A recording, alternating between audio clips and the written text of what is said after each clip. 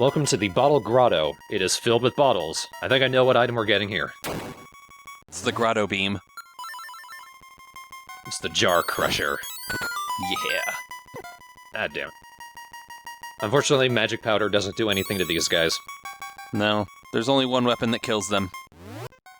And it's optional in this game. And highly recommended. Yeah, I was about to say, also highly recommended. It's the best weapon in the game. Like, to an absurd degree, no other version of that item is as good. Right. Just to hype it up. Shy Guys. Another Mario reference. Yeah. So they mirror your movements, so you want to face them backwards. Maybe if I did that and got their backs right up against the wall, I might have been able to hit them, but nah. We'll get around there pretty quickly anyway. There's actually quite a few enemies in this game that do that mirror your movement thing. Hey! Did you know it has a feature? I did, and I didn't need to hear it. Odd it didn't mention it right there. I wonder why. McFly has learned the power of time skip. It's called blacking out because he's drunk. I'm not actually drunk. They call me McFly because I can fly. And I like McDonald's. So the jars on the other side of the room just have hearts under them, so you don't need to worry about them. Yeah. Even though I could use a couple hearts right now, but it's not like I'm able to pick them up yet. Interesting fact, when you play the old version and glitch out the game to where the sprites appear in weird places, those Shy Guys are very prevalent. It's odd. That's true. There's a couple enemies that show up a lot in the sprites when you do that. I don't know why that is, but the Shy Guys are one of them. Maybe it's their placement in, like, the enemy or sprite list. Yeah, it's probably just, like, early in the sprite list or something, that's why. I say that like I know what I'm talking about.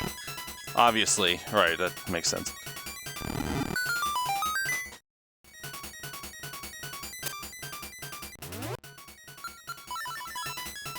So this is the handheld game where the 2D sections first started. It isn't the first flat, horizontal 2D Zelda, though. That would be Zelda 2, a game we don't speak about.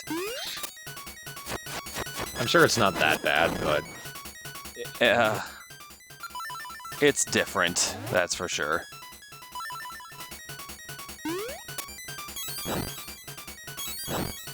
That was useless.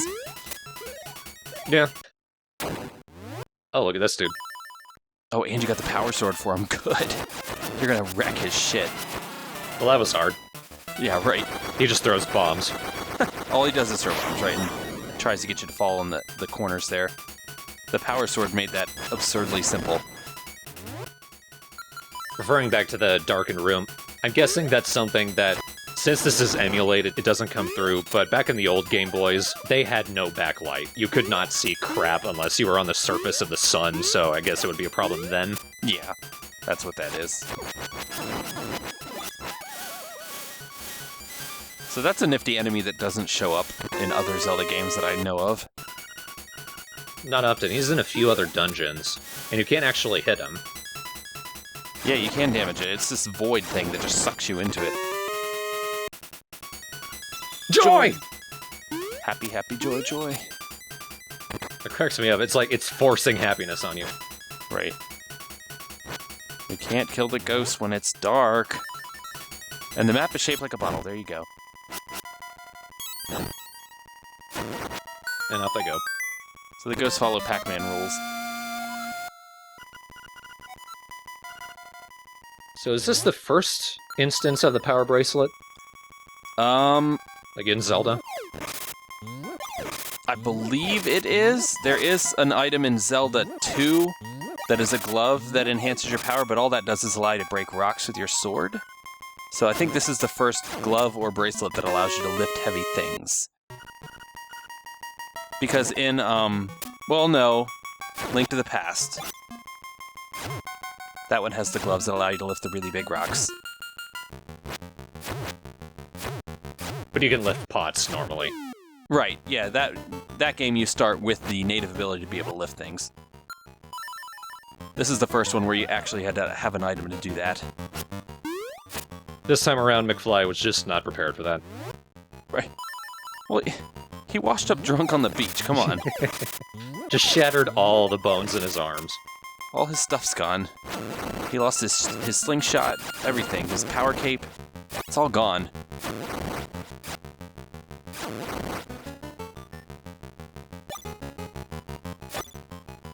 This music's very antsy. Yeah, it's like, get moving. Oh, Pole's voice. We don't have anything musical. Yeah, there's actually no musical item right now that you can kill them with. You can freeze them. And I can crush them. Right. The pots will kill them, which is cool. There's something so brutal about that. There is a sound-based item that you can get, though, later.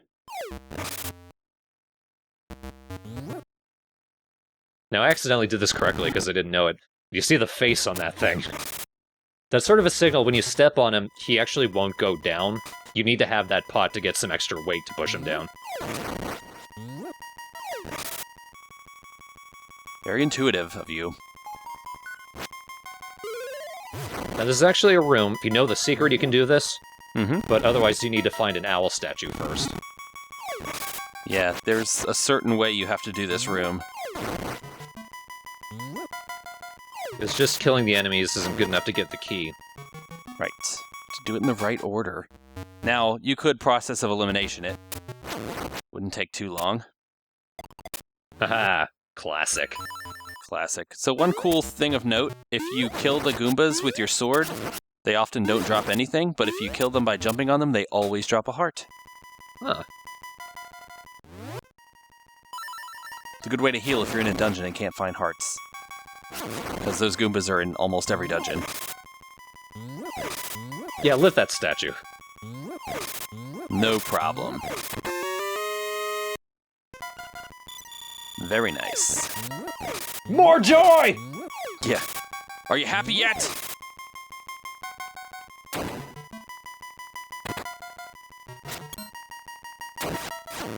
Nicely placed traps. The perfect distance. Nope. Still doesn't matter. Yeah, once again, emulation versus actually seeing it on that crazy, tiny Game Boy Color screen with no backlights. There's the beak. Kind of out of the way. Maybe. Like I did it sort of backwards. So we need to kill the enemies in a specific order. It's Pole's voice, then the bat, then the Stalfos. Like, it doesn't explicitly say kill the bat in the middle, but...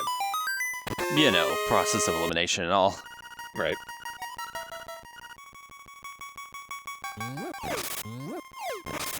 I wonder what the boss is going to be. Maybe a giant bottle?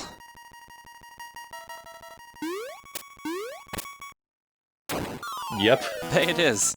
It's a giant bottle. With Santa stuck inside. Right.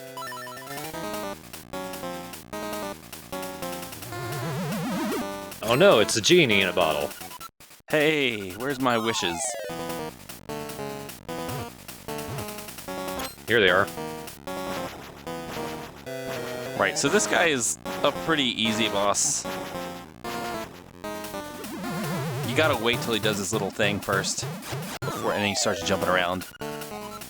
You can only hurt him by actually throwing the bottle against the wall. And you need to smack him with your sword when he's bouncing around to be stunned, so you can do that. Right, so you do that, I think it's 3 times, you know, Nintendo rule of 3. Yeah, just take a little while. Funny thing, the bottle doesn't hurt you when you bump into it now. It only hurts you when he's jumping at you with it. Well, yeah, because he has evil intent. Right, totally makes sense.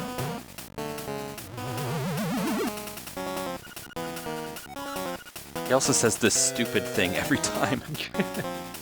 That's what McFly said before he went on the ship. Now look what's happened to him. As long as I have this bottle, I'm fine.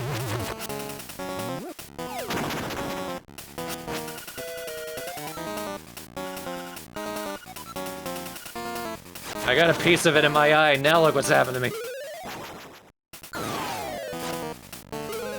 Scrub on the floor. Yeah, so now he just kind of phases in and out every time you hit him, and then there you go. He's easy. Yeah. What a nightmare. McFly says, winking to the screen. Am I right? Nudge, nudge. All right. Question of the day. Is it conch or conch? Leave us a comment.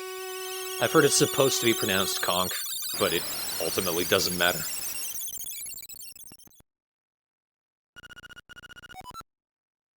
Home, home on the range. Hey, Bow Wow, what's up? He just waited for us and... I barfed up all my flowers.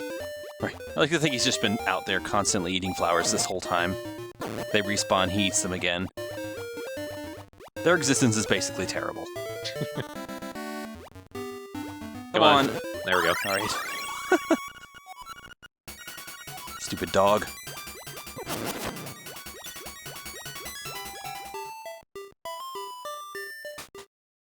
I really hope we get a good reward for this.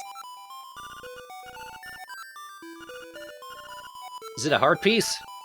It better be. I had to fight like 5-0. Nope, just a big old mark on my face. Wow. Thanks for that, lady. Break all of her priceless urns and get nothing. And killer dog. Don't hit the little one, he did nothing.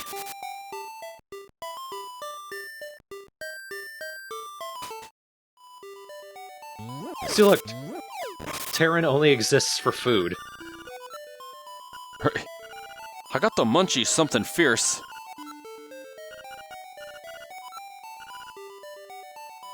McFly's just very offended. Everyone's screaming drunk at him. If you want some, just go and get some. Like me in my mansion.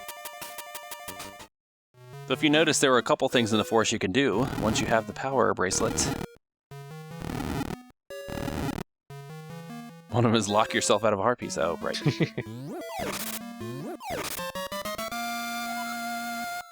Alright, first heart piece, heart container. Right, and we're actually almost to a whole row already. You know what you're doing, you can breeze through this game. I did this in like 2 days.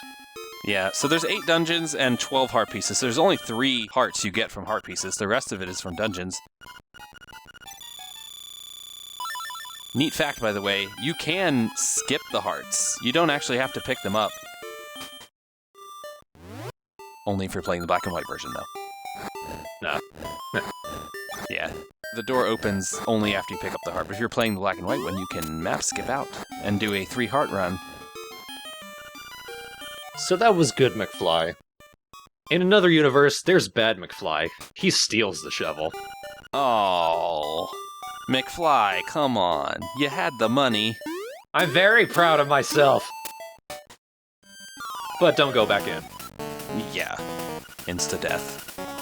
In order to get that to work, you kind of need to go at an angle. You need to make sure he's facing the other way and doesn't see you leave. Seizure warning, by the way. Seizure and death warning. And now, once you've stolen something, your file name is completely rewritten to the word thief in all caps.